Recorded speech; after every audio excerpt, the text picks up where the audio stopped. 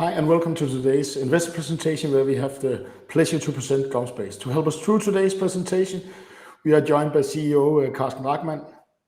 Today's the event today will of course cover the half year's result you released this morning. I think in the results you both in good and bad can see that the transformation you are going through in your strategy and of course something to look forward to around the cost in second half.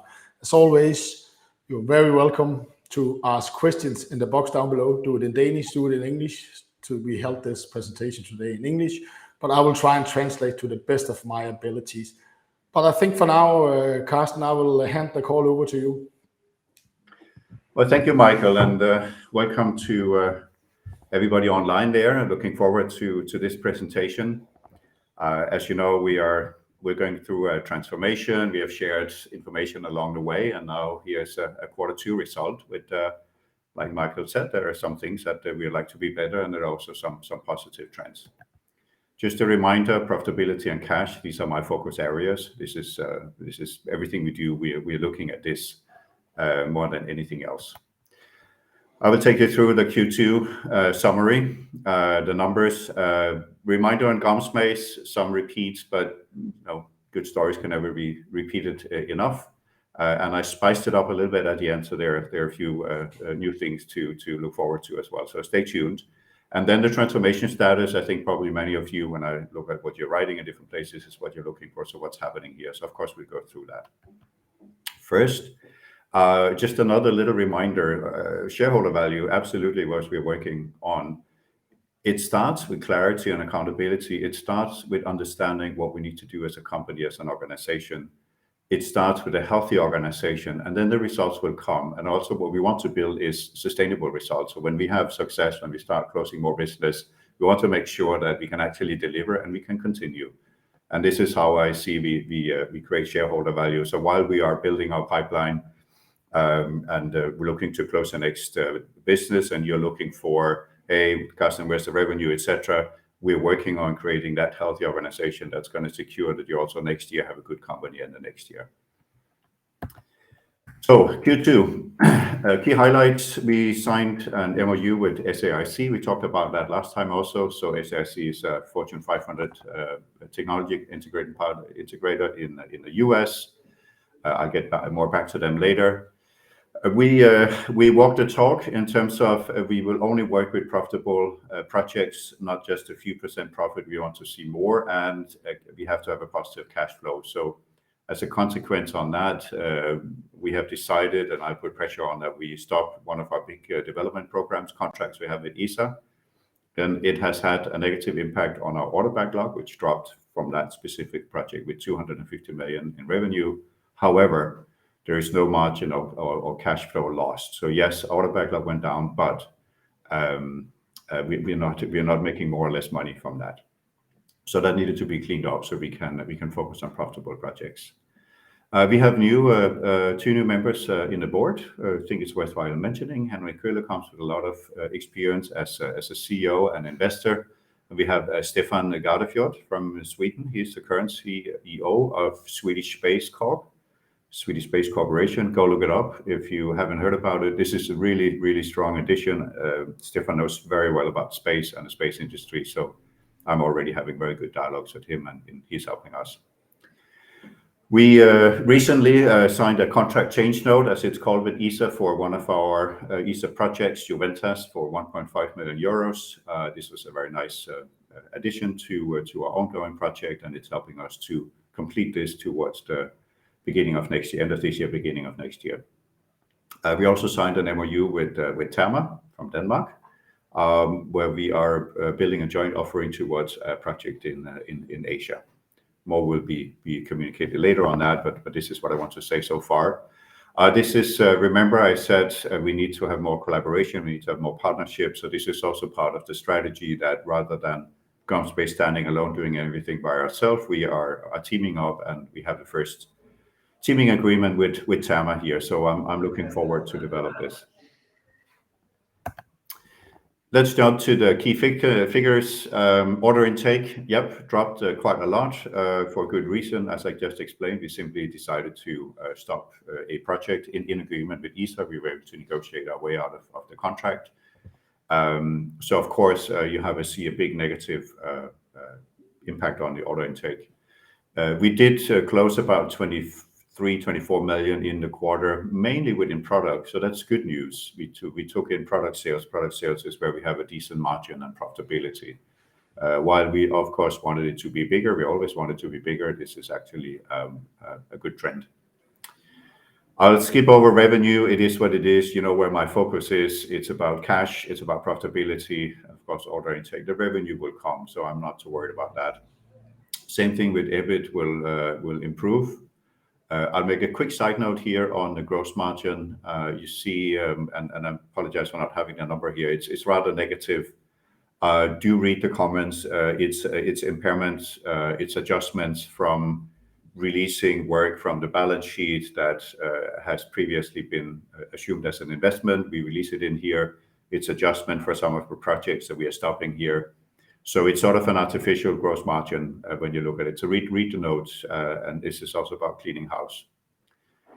On the employee side, we are now down to 137 full-time employees.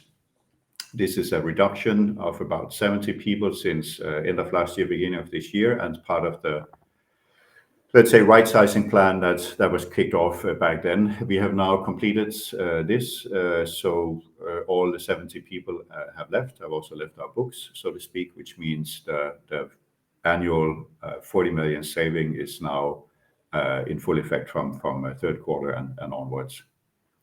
And Carsten, do you have any cost in your gross margin also from this program in H1? Is that also one of the explanations, or is it fully release from the balance sheet on? It's released from the balance sheet, etc. Yeah, so primarily, okay. Impacted by that, so that's from the balance sheet. I want to mention my side note from the press release here. That it warmed my heart to hear that actually pretty much every single one of these people that we sadly had to let go was able to find another job even before they ended their contract with GomSpace. So that's really good. It says something about the quality of people, and personally, it warms me that people have been able to move on with their lives and also find something else to do. And we hope to see some of them back again once we start turning the ship here into a different direction. So free cash flow. Remember, this is what we're working towards. 2024, and we basically the improvement. We had a very good improvement from the first quarter of the year to the second quarter. First quarter was minus 42 million. Second quarter here was minus 27, minus 28 million. So while still negative, and you can see on the graph, it's an improvement, and this is really the trend that I'm monitoring. Is this going in the right direction? And the answer is yes. This quarter. It was a mix of things that helps us here. I think it was cleaning up a bit on the projects, and of course also the cost reductions that we started in the beginning of the year. But what it's indicating, we start to have a little bit better balance between the business we actually have and the cost base we have. We still have one project where we're not making much money, but we'll finish that by the end of the year. So positive news on this. It's trending towards my key measure, free cash flow. So just a quick reminder of GomSpace for new people. This is going to go quick for old people. Pay attention to a few changes, see if you can spot them and point them out to me later. 130 people, majority of the business in Europe, some business in the US and Asia, but mainly in Europe. World-class experience. We are by far only followed by ISIS from Holland, the company with the most experience in space, meaning the most missions, the most technology that has flown.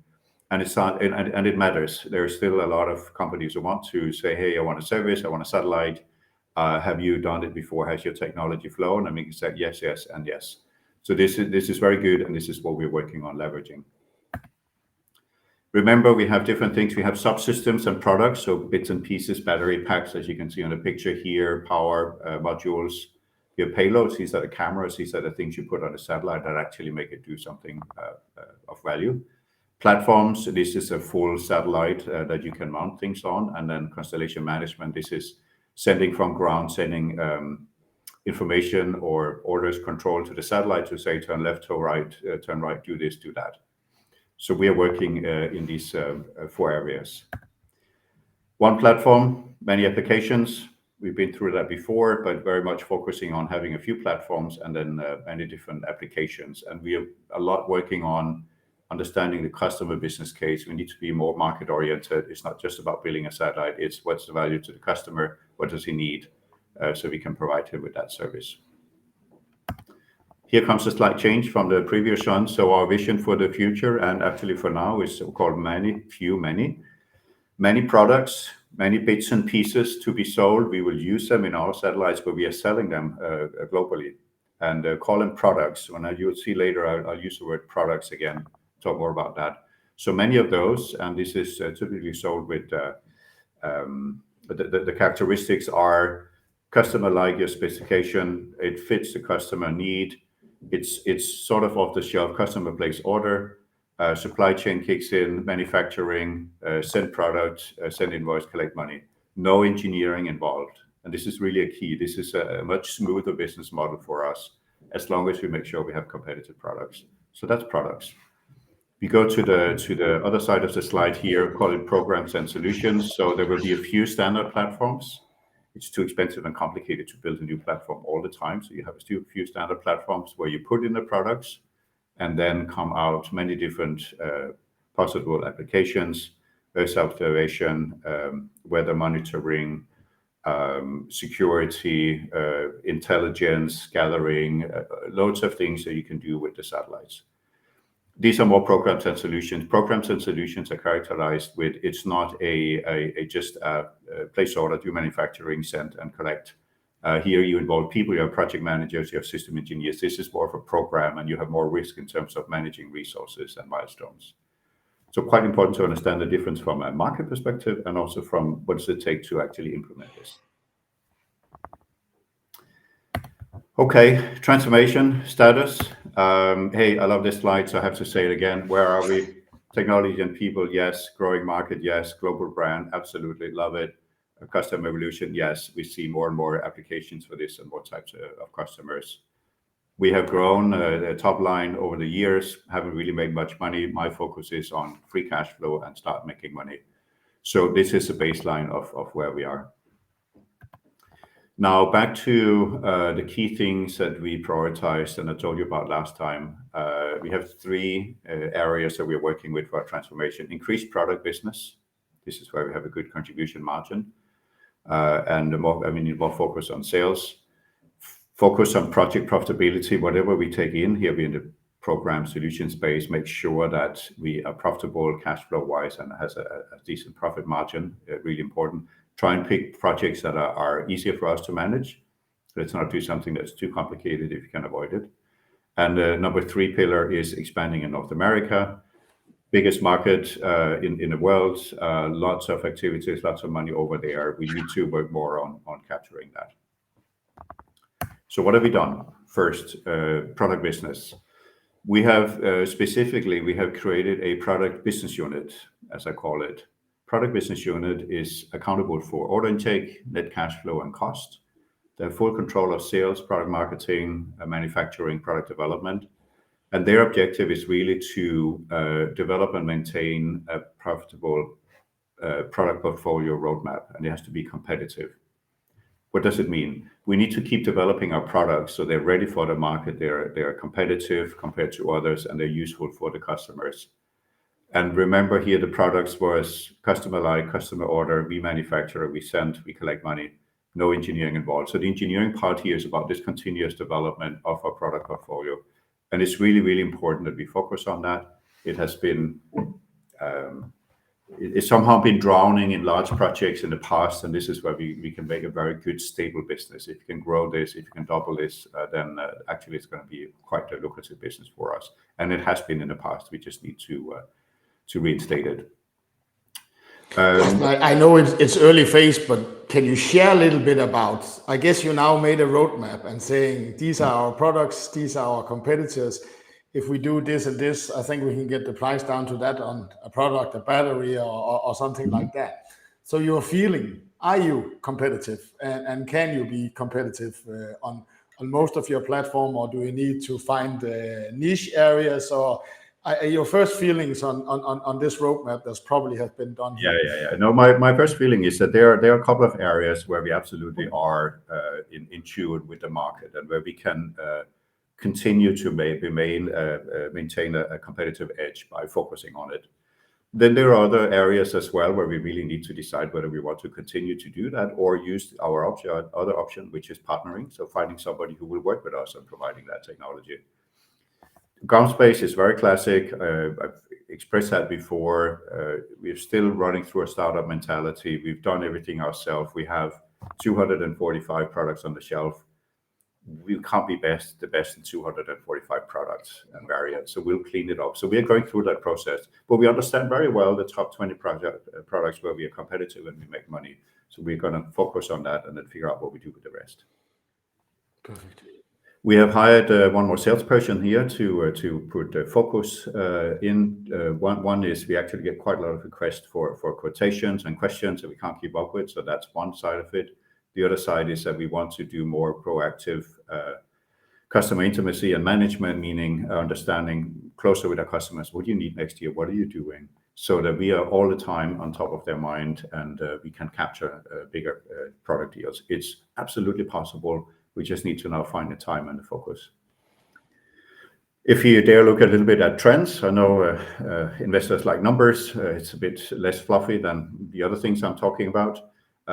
We actually had a product order intake in Q2 of 20 million SEK. This is up from about 17.7 in the first quarter. So dare I say a slight trend positive.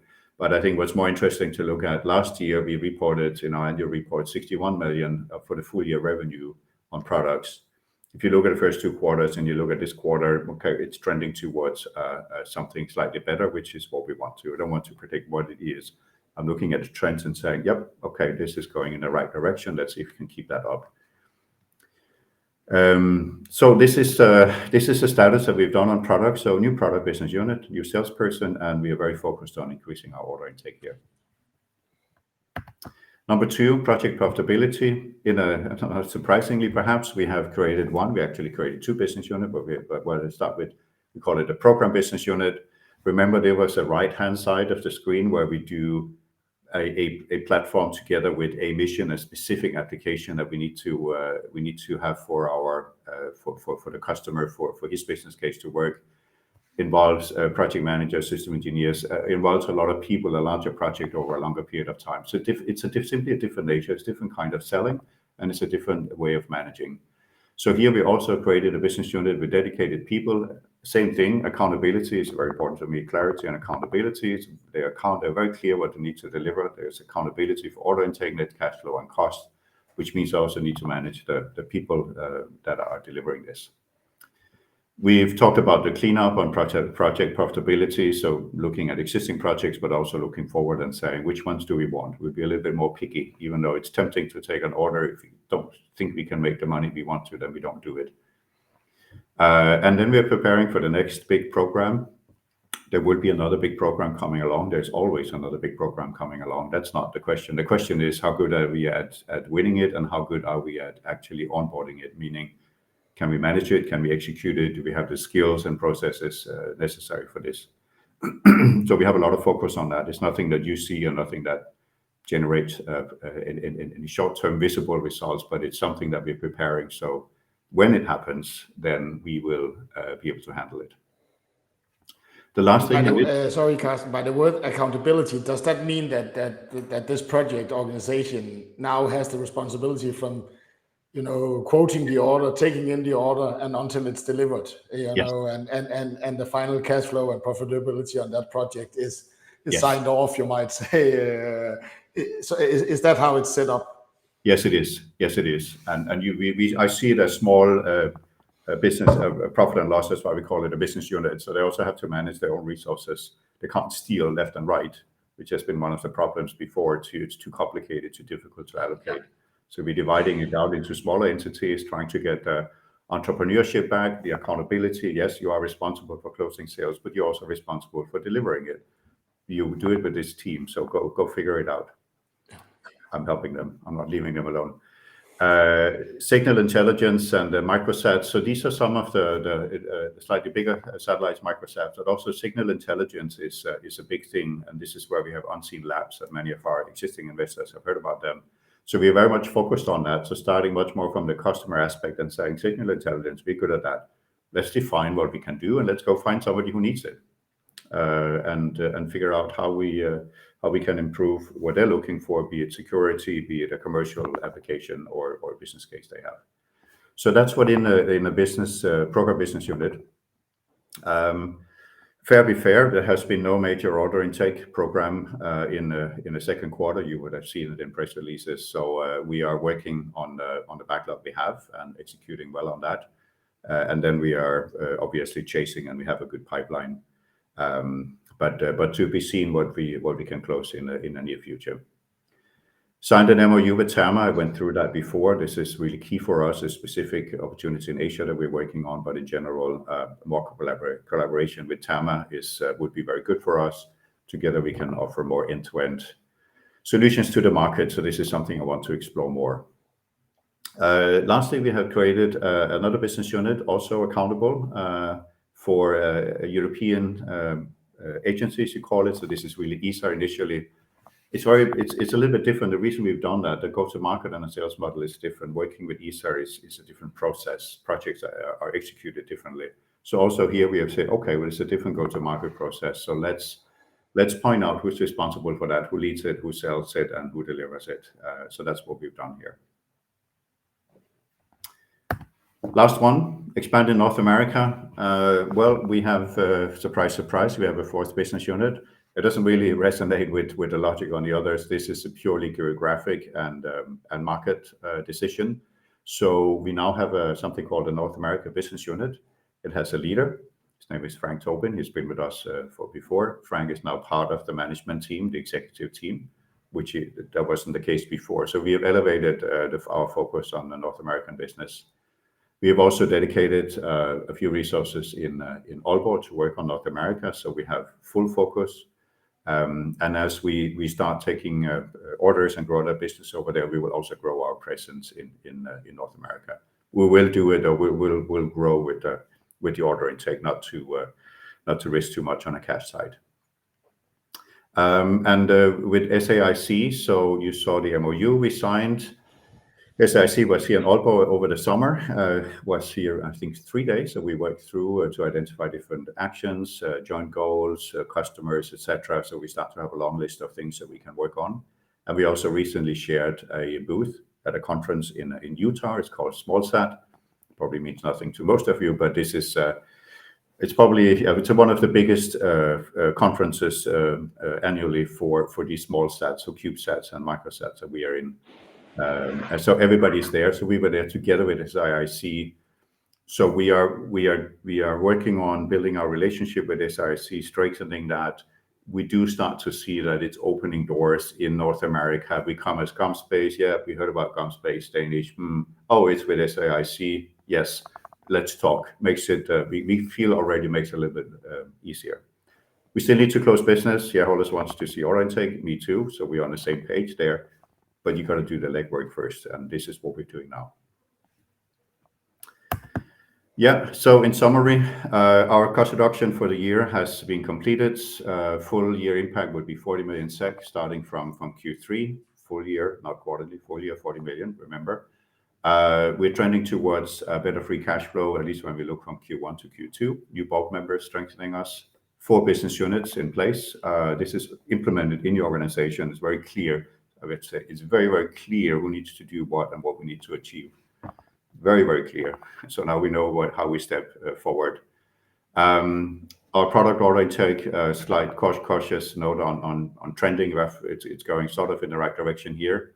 Partnership with Tama is good. Partnership with SAIC. So I feel we ticked a lot of the boxes we set out for Q2 and starting to set ourselves up for hopefully success in the near future.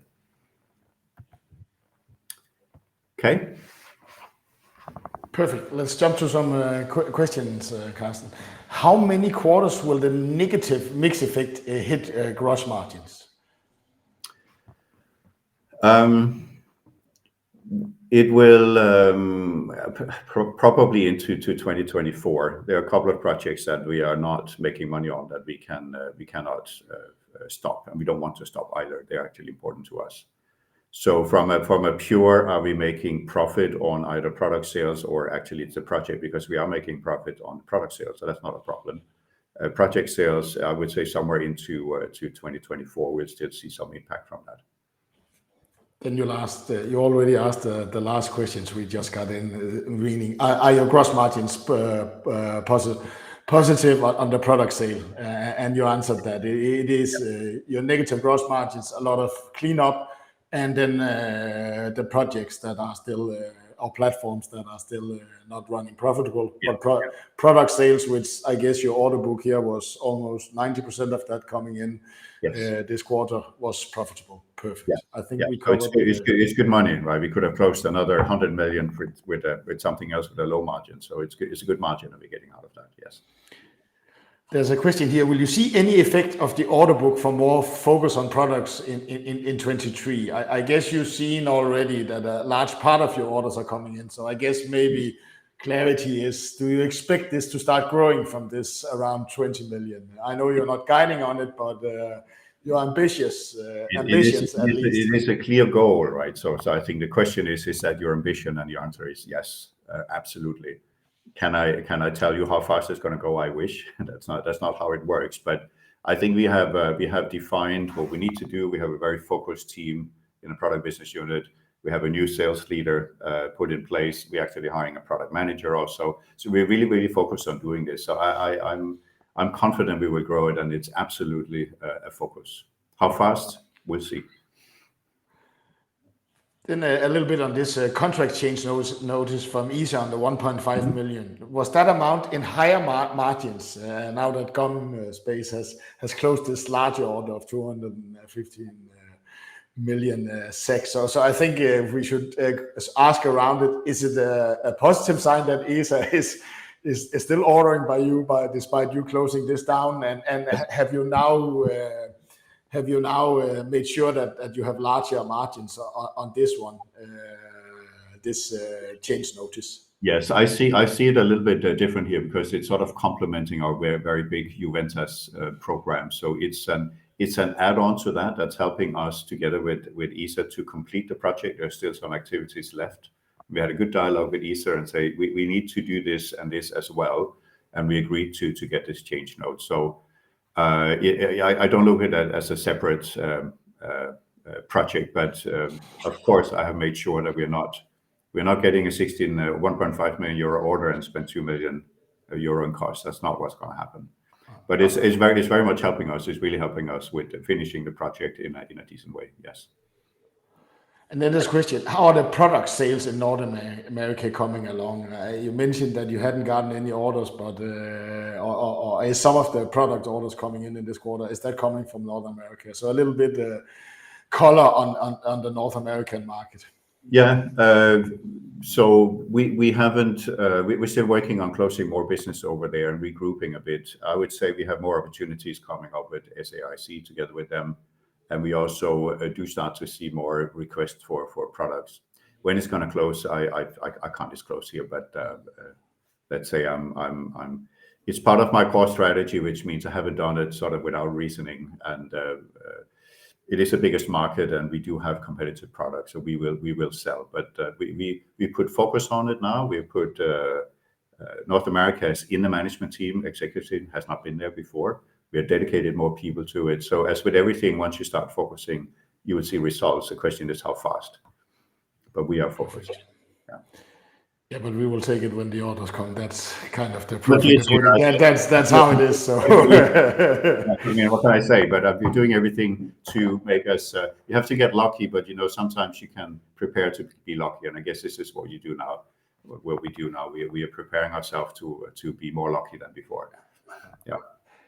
Then can you tell a little bit more about the the agreement you made with Therma, what are the expectations to this? You know, the size, is this a lot of projects? Is that one project you are looking at? Is that a way of going to market like you use Therma, like SIAC? So a little bit about the thinking about this MOU.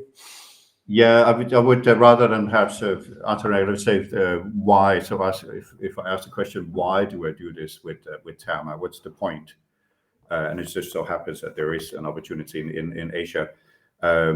We need to have more end-to-end solutions to the market, meaning not just focusing on selling a satellite, because that doesn't do anything by itself. You need to have a service that's running on a satellite. You need to have a so-called ground segment where you take all the data you get for the satellite, you do something with it. This is where Therma is really good. We are a relatively small company to go out and fight for big contracts. Therma is a very good company that done very well over the past years. So yes, to me, this is a strong partnership where I see Therma as a prime that we can work with, that can help take the big projects like SAIC can do in North America. It's just so close. It's so obvious. We're right here next to each other, and there's a lot of things we can do. So to me, it's a no-brainer. It's an early start of a relationship. We need to work forward. We're talking regularly, but it just makes sense to me. And maybe it's a little bit forward and you don't need to answer that, but should I start seeing some signs in the SIC, the Therma? You know, earlier on you talked about now we prove it, we can be insurable, and then we of course go to the very profitable where it's the constellations and it's running those things. But here it looks like maybe you just want to pull muscles with some of the very, very strong in the world and build up your presence like that, and maybe giving a little bit of that future value away. I don't know if you understand my question. Or my question was, can I read something into your go-to-market strategy and maybe what you wanted early on going there?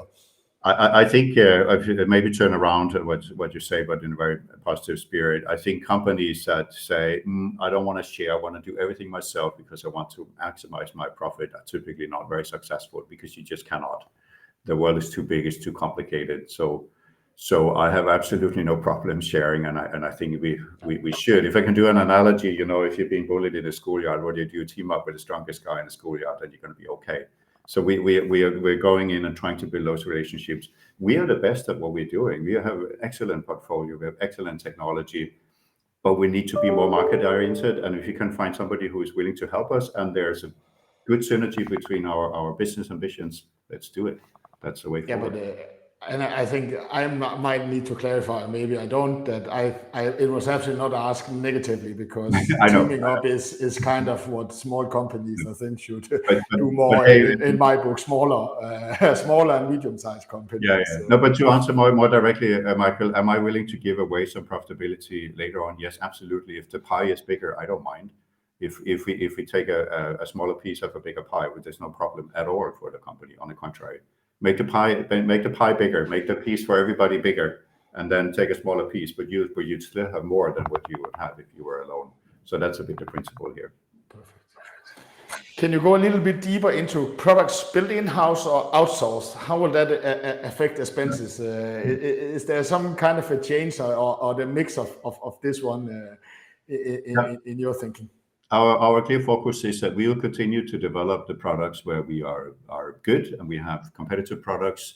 Some of them software-defined radio, power modules, battery packs, to be very specific. We're quite good.